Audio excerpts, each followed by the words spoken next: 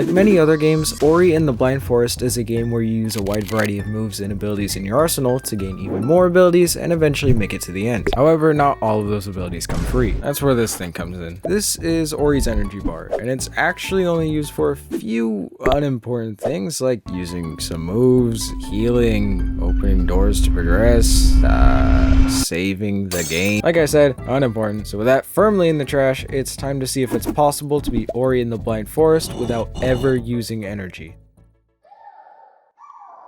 The rules for this challenge are simple. Anything that causes me to lose even a slight bit of energy is completely banned. Aside from actually moving forward in the game, which we'll get to when it comes up, lack of energy automatically makes this game a lot tougher due to the fact that self-healing and manually saving are off limits. So I'll need to be extremely careful throughout the whole playthrough in order to avoid dying and being sent back to wherever the last save happened to be. The game starts off with Ori waking up in the sunken glades without even having a single energy cell to begin with. Due to my current lack of abilities, I'm forced to head down into this cave area. After jumping across the poisoned water, I'm instantly met with an energy cell blocking my path. According to the rules of the challenge, however, picking it up is completely fine as long as I don't use it.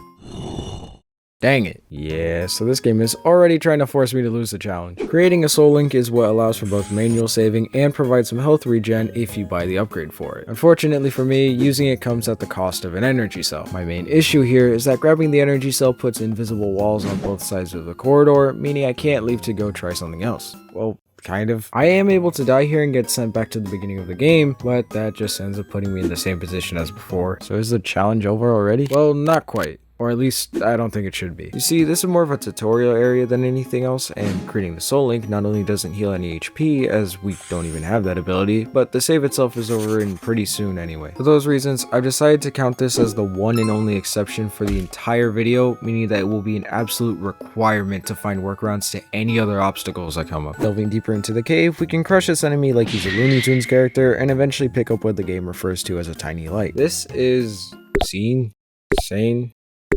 forget it, I'm calling him Sean. This is Sean, and he gives me a way of attacking these enemies that just happen to appear out of nowhere. After taking them out, I head back over to the right and use a spirit well that's found right here. Spirit wells act very similarly to soul links, with them allowing me to heal, save, and access the skill tree, along with the added bonus of being able to fast travel to any other spirit wells I find. Only downside being that I can't use them wherever I want, like with soul links. So with the tutorial portion out of the way, the question is now, what in the world am I even supposed to do? Well, to actually beat the game, we need to collect the water vein in order to enter the Ginzo tree, then we have to go to the Misty Woods to retrieve the Gumon seal, which will give us access to the Forlorn Ruins, and finally going to Sorrow's Pass will give us the Sunstone, allowing us to go to Mount Horu and finish the game. So starting off with the water vein, I need to make my way down to Moon Grotto towards the bottom right, but I guess I must have missed the memo because I start going left. In reality, to get into Moon Grotto, you need to first go to the left in order to gain some abilities that are required for progression. First obstacle is a pretty simple gate that just requires me to collect these 2 keystones in order to get through it. I also pick up this energy cell, only to remember that it's pointless, and it would have been way funnier to beat this game while only having 1 energy cell in my bar. But it's too late to change it, and instead I'm just going to avoid any others I find. I then traverse through the rest of the spirit caverns by collecting enough keystones to make it through this gate, and then another 4 in order to make it through here. Once saving at the spirit well in Hollow Grove, I quickly backtrack in order to grab my first life cell. With that out of the way, we can finally start heading down to Moon Grotto in order to get the water vein. But of course, there's a huge issue with this. Let me show you what I mean. Moon Grotto is down here, and the intended way through is to continue straight on through the Hollow Grove,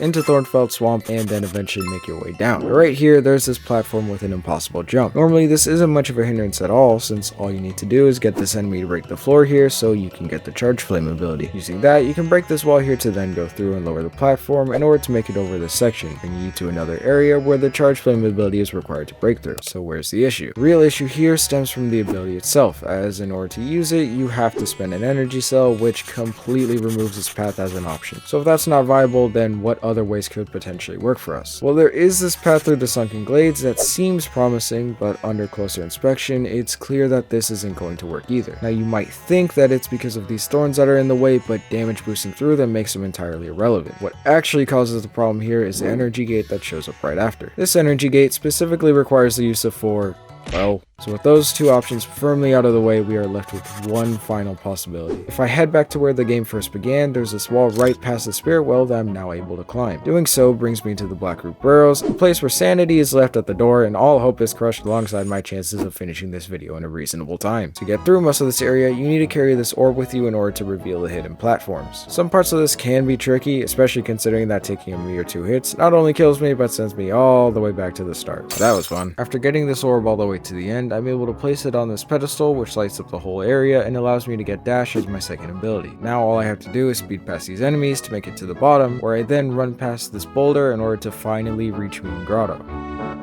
You gotta be kidding me. So normally to open up the path here, you need to first get the stomp ability in order to use it here, which allows you to go through. How exactly do you get stomp? Where else but after completing the area that the water vein is supposed to give you access to. Unfortunately, I've exhausted every option that was available to me, and it really just doesn't seem like there's anything else I can try. I guess this is where the challenge dies, right? Not even close. You see, I've learned that speedrunners tend to have a way of making the impossible possible, and thanks to them, I may have discovered just the thing that will get me exactly where I need to be. Let me introduce you to the boulder clip. See this boulder we ran past earlier? We're actually going to use that in order to make some magic happen. To start this off, we need to begin by utilizing something known as the Save Anywhere glitch. By going into the spirit well and accessing the ability tree, we're able to click on this circle here that tells us about our XP. But we're not here for reading, we're here for breaking. By pressing both the A and B buttons at the same time, the game will actually allow you to move Ori with the menu still pulled up. Now I head back down to where the boulder is and buy an ability just as Ori is getting crushed. Doing this actually causes the game to save at a point that it really doesn't want to, and after leaving and re-entering the save, the boulder will now look like a mutated mess. Because of the deformed boulder, we're able to jump inside of it without actually taking any damage. Which is great because I don't think the undead have much life left to spare. If you're fast enough, you can crouch in this corner right as the boulder comes to crush you, which in this instance will push you into the floor. The last thing I need to do from here is dash and crouch a couple of times. And just like that, we finally arrived at Moon Grotto. Now, obviously we arrived here in a way that was very much not intended by the devs, so a few cutscenes are going to play out of order here, but that'll probably just be more funny than an actual concern. To start things off, I head towards the right and carefully navigate my way across the hazards, seeing as even sneezing too hard will send me to an early grave. I collect this first keystone here, and the second one leads me into a combat arena, which thankfully saves the game and has an incredibly easy enemy to defeat. Oh, that did nothing. Get your popcorn ready. I'm gonna be here a while. Once that's out of the way, I grab the second keystone and use it to unlock this door that ends up giving me the double jump. With that, I begin climbing my way out of here so I can finally get the water vein and enter the first story area. This guy named Gumo then starts trying to kill me with all these rocks, but they aren't too much of a problem for me, and eventually I reach the top.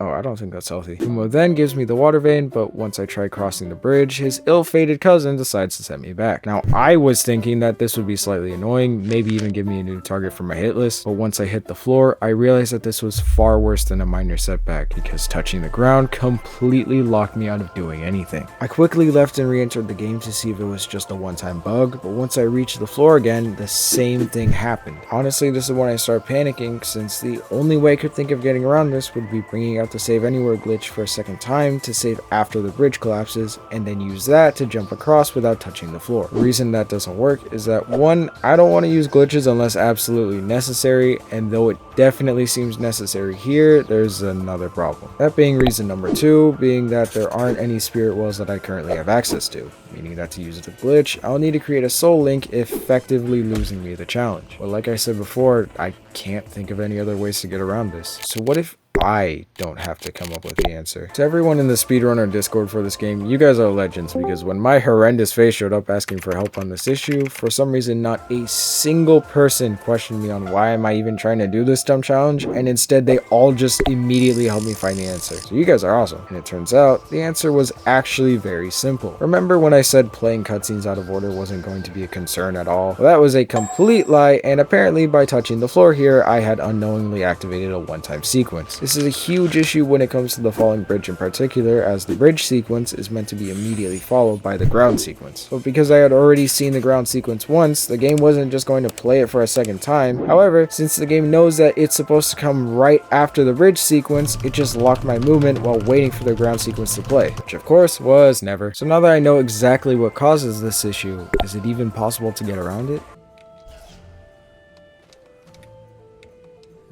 Yep. And just like that, I repeat the rest of what I did before and make it to the moment of truth where the lever is pulled, And the scene plays out exactly as it should, at last allowing me to leave Moon Grotto, meaning it's time for me to go to the first main story area of the game, so far without the use of even a single bit of energy. I start things off in this area by heading up here and saving at the spirit well. After that, my first thought is to try and go grab this life cell, but sadly it's unreachable at this point. Instead, I traverse upward a bit more until making it into the Thornfelt Swamp. Once I'm here, I save at another spirit well and continue on until I arrive at the Ginzo tree, where for some reason this doofus thinks he can try to trick me into chasing after him by using some cheap knockoff of the water vein. After inserting the water vein into the Ginzo tree, I head inside to begin the platforming. The first area is a long upwards corridor containing portals that, when entered, will send you to the other side of the room. The second area is very similar, except it's longer, has more spikes, and brings in these crawling enemies. The next part is mostly just comprised of navigating your way through the spikes littered everywhere until you make it to the next portal. Except for this one. I think someone left this as a bad joke. Let me just fix that up real quick. You know, I think you should press. This fourth part is more of a puzzle type area in which I just need to push these mystical tree stump things in order to break a wall to continue. Don't question, just do. I then move on to the next part, and do I hear a slow mini boss? Now this is gaming. After being left alone with nothing but my thoughts and the occasional jump button, the next room involves carefully navigating across the spike area in order to grab a couple of keystones. Next part after that is more of the same, just grab these 2 keystones and open the gate. Doing this grants us with our next ability, which happens to be one of my favorite moves in all of video games. Bash lets you go up to an enemy or projectile, freeze time for a few seconds, and then launches you while also sending whatever you were locking onto flying. It's impossible to fully describe how satisfying it is to move around like this, but this one ability takes this already great game and makes it 10 times better. I used Bash here to traverse my way up the whole area, eventually grabbing the 4 keystones at the top in order to make it to another combat section. The difference with this one is that with Bash, I have a method of taking this enemy down that doesn't require me staying up till 5 AM. Defeating this enemy gives me access to the spirit well right here, and actually, can you guys wait here for a second? Don't worry, it's nothing important. It's just I gotta check on something real quick. Oh yeah, I just felt like grabbing some more health.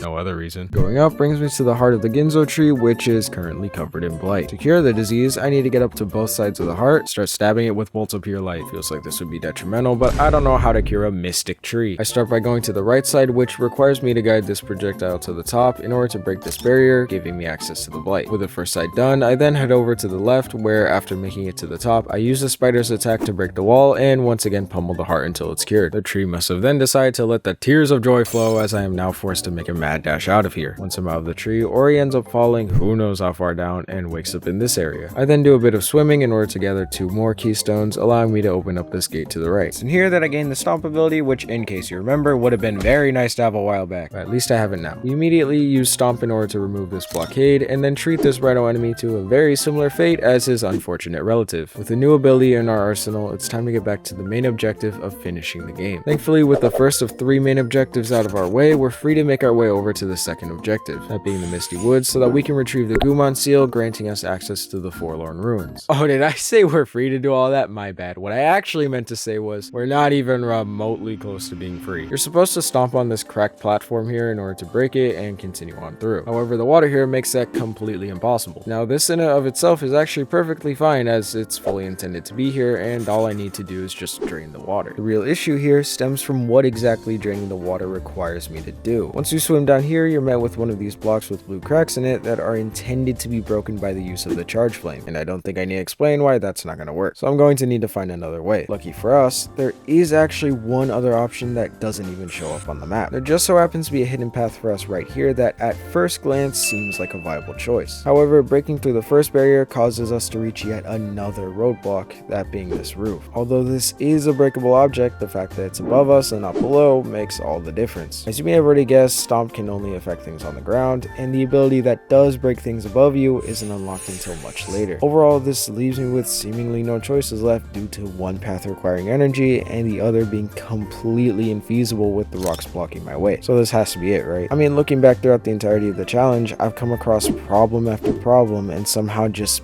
barely managed to make my way through. But I guess I've finally run out of luck, seeing as there isn't anything more that I can do now. But hold on for just a second. You remember when I said that the top path was impossible impossible with the rocks in the way? What if there weren't any rocks to begin with? Yeah, so you might be wondering as to how in the world did I just manage object deletion? Well, the funny thing is that I never even had to use a single glitch in order to get this to work. Okay, I think it's time I come clean. That moment in the Ginzo tree where I said I didn't do anything important, yeah, you already know that was a complete lie. What I actually left to do was meet up with my friend here, Bill.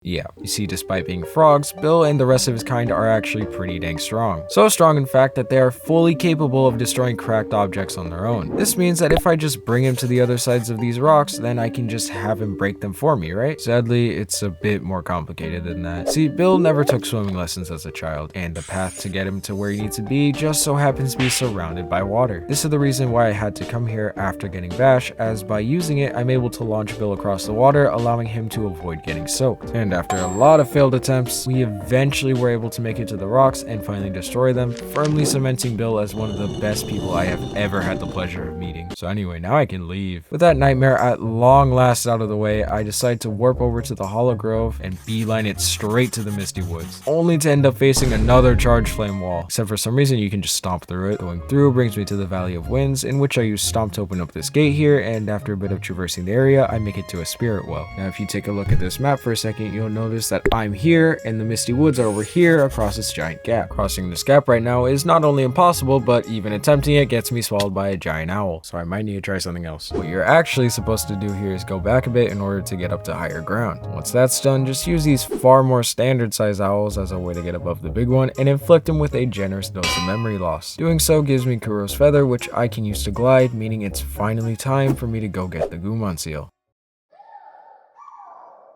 This next part made me start questioning if I even wanted to keep playing this game. That's because of how much precision and planning was required to get past this area. Now the first section of this is overall not too bad, maybe a little tricky, but nothing too crazy. Starting things off, this place shifts around as you progress, meaning that reaching the end of this area actually brings you to the beginning, except with the light orb that once placed on this pedestal grants you with a Gumon seal. Some careful maneuvering around spikes and a couple uses of Bash were all that I needed to do to move forward. Grabbing keystones in this area are what causes the layout changes, but again, nothing too difficult as long as you're cautious. It's after making it down to the tree and gaining the ability to wall climb that I'm brought to an area that I like to refer to as the Gauntlet. Oh, and don't worry about the extra HP I have now. I actually lost the original recording for the last bit, and in the original I grabbed a life cell somewhere on the way to the Misty Woods, but we're now back to using the original footage of this run. Not that the 1 extra HP is going to be even remotely helpful in preventing the agony that is escaping this place. Here's what I'm dealing with. For starters, I made the mistake of not stopping to grab all of the life cells I could before entering here, meaning that at best I can take 2 hits before dying, which, as I've stated many times before, is especially problematic as I don't have any means of saving the game beyond this point of the tree other than reaching a spirit well after leaving. Kicking things off, there's these blue plants that appear and disappear by jumping. Climbing up brings me to a bit I stomp down and then speed through in order to make it past these enemies that can kill me instantly. This next bit has me climb up some more blue plants, meet another of Bill's kind, and eventually make it to this point where it takes forever to just reach the keystone. Seeing this was very brutal after having to come back here and do it over and over again. Oh, but don't try to leave here too quick because this guy will snipe you from off screen, removing a chunk of what little HP I have. Once that's over with, I need to slowly make my way across this bit and glide past all of these very precariously placed thorns, eventually bringing me to an area that requires Bash to grab the 4th and final keystone. Now that the layout has changed again, I need to use these projectiles to make my way back up. Unfortunately, they're also off screen, so I end up having to play a game of Think Fast. After I make my way to the top, I'm confronted with a corridor that's infested with these enemies that, although taking out the ones on the floor is simple enough thanks to the use of Stomp, getting rid of the ones on the roof can be tedious without the use of the charge flame. And though I could just try to play more aggressively here or try running past them, doing so would increase my chances of getting hit and having to go back to the beginning, so I'm taking the coward's way out. After slowly getting rid of all the enemies in this area, I then need to go up the most nerve-wracking thing the developers could have put here and then use Bash at the end to make it through. Going forward brings me to this bit where I use these floating plants to make it across, followed by some more enemies, eventually leading to this combat area that for some unknown reason decides that unlike the last few times there's been a combat area, I don't need a free autosave. And now instead of one of these guys, there's 2. Thankfully, Bash comes in, once again proving its superiority by providing a method of taking these guys out in just 2 hits. Finally, I just need to grab the orb and bring it to the end. Unfortunately, even the slightest misstep here means a complete reset. Now, honestly, this took me way longer than it should have, and I can already tell that everyone with that Deathless achievement is looking down on me with the utmost shame, but at least after a lot of hard work and brute forcing it, I managed to get the orb to the pedestal and claim what I needed to get. Now, the game is probably saved at this point, but I am way too nervous to test that theory, so instead I decide to shoot for the nearest spirit well. Once I am able to breathe easy, I decide that it's finally time to buy some upgrades and collect some more life orbs before finishing the game. Why it wasn't until now that I decided to do this will forever remain a mystery. As far as upgrades go, I decided to just put all the XP I had into the middle lane, since both the bottom and top lane upgrades require the charge flame to upgrade more than twice. By doing this, I now regen 2 life cells per health pickup, and the life cells that I missed now show up on my map. The first life cell that I go to get is down in the Blackroot Burrows, around the same area where I did the boulder clip. The next one I collect is found within Moon Grotto, followed by this one in Hollow Grove. Lastly, I head to where the floor used to freeze me and take a left to grab this life cell. There is also this life cell in here, but seeing as it's blocked by an energy gate, I sadly can't get in. This other one seems accessible considering we were able to use Stomp to break this kind of barrier before, but unfortunately the fact that we're on the left side of it and not the right means that I can't break it this time. With all of that out of the way, I think I'm finally ready to make the last trek towards beating the game, starting with the Forlorn Ruins. The Forlorn Ruins are down here below the Valley of Wind, and I immediately reap the benefits for having so much more health as I make my way down while not having a care in the world for how much damage I take.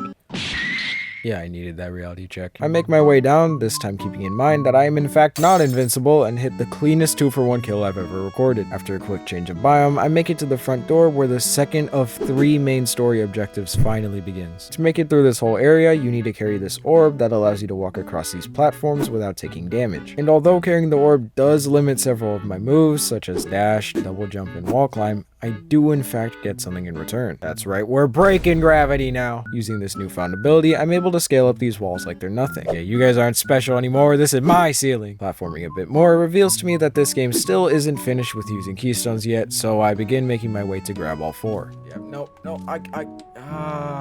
I begin from the beginning to grab all 4. Eventually, I find a conveniently placed spirit well and then collect this keystone in between these 2 lasers. The second keystone is just a bit more challenging to get as it requires that I make it in between these spikes, followed by me needing to time my jumps to avoid these moving lasers. With the 2 keystones collected, I take a second to save at the spirit well another time just in case I end up dying and needing to recollect everything. Doesn't end up mattering too much since I'm able to grab the 3rd keystone very quickly, and then I grab the 4th one by just using bash on this projectile in order to reach it. Now that I have all 4, I unlock this gate and jump down to the shrine thing here. Placing the orb onto this pedestal ends up doing 2 things. 1, it makes this bridge, and 2, it shows that Kumo's entire family is dead. Poor guy. Making my way past this laser and up this shaft puts me into an escape sequence that requires me to use Kuro's feather to glide out of here. Even though this whole thing starts out pretty simple, since dodging all of the falling objects isn't even slightly challenging, the game then decides to drop a boulder on you with little to no warning. Twice. Making it to the end of this area then brings you to Kuro's nest and plays a cutscene showing why the owl that's been attacking us this whole time doesn't like Ori. Turns out that the tree that Ori comes from obliterated all but one of Kuro's children.